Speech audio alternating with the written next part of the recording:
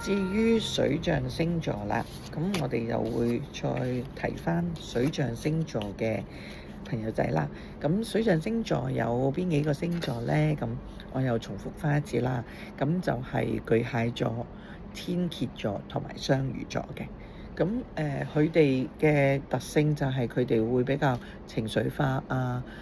對某啲事物都會比較依戀啲，或者係敏感一啲啊咁。佢今年呢，可能需要做好多好多唔同嘅嘢，比較冇咁浮啦，要踏實少少去做嘢啦咁樣啦。咁我哋又睇下，哇，究竟唔同嘅星座，佢哋係唔同嘅元素，佢哋嘅特徵喺今年會有一啲咩嘢要特別注意㗎啦。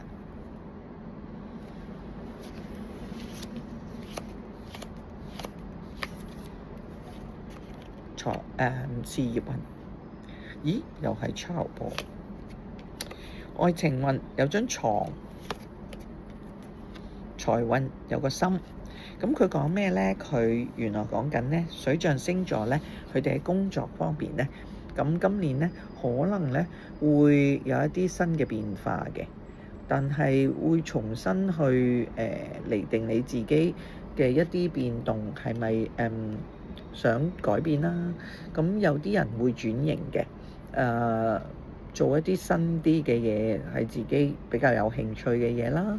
或者係自己有興趣去發展嘅一啲事業呢。如果係一個叫做比較做咗嘢唔係好耐啊嘅人呢，可以不妨試下係轉型下，揾啲新嘅感覺俾自己嘅。咁如果已經做咗好一陣子工作，而喺工作層面裏邊會比較今年可能想變嘅人呢，我就會贊成佢唔好變太多，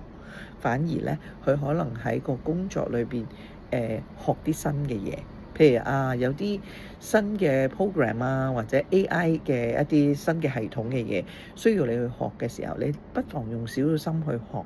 令自己喺呢一個自己做緊嘅範疇裏邊有更加多嘅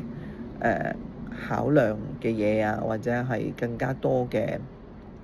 才能啊，咁去發揮啦。咁同埋佢今年可能都係需要放失少少輕鬆，唔好咁執着於好多嘅成敗，咁可能升職嘅概率就會比較低啲嘅。而愛情，水象嘅愛情呢，今年就真係恭喜你啦！可能你真係會有好多嘅感覺出咗嚟，會如果單身嘅呢，可能會遇到一啲感情上邊令你有心動嘅人啦，令你有 dream 有想法嘅人啦。因為床好多時候佢都會代表咗一啲夢想，一啲休息，一啲享受咁嘅意味嘅。咁所以呢，當佢喺愛情嘅範疇裏邊出現呢個牌呢，佢會代表咗可能你要去享受你自己嘅愛情喎，唔需要去諗好多我會唔會同呢個人有幾長久啊？會唔會乜嘢啊？咁唔好諗呢啲嘢，反而係享受大家一齊相處嘅感覺。如果有伴侶嘅呢，咁今年可能會有多啲嘅時間陪伴侶去旅行啊，大家一齊去relax 一下。咁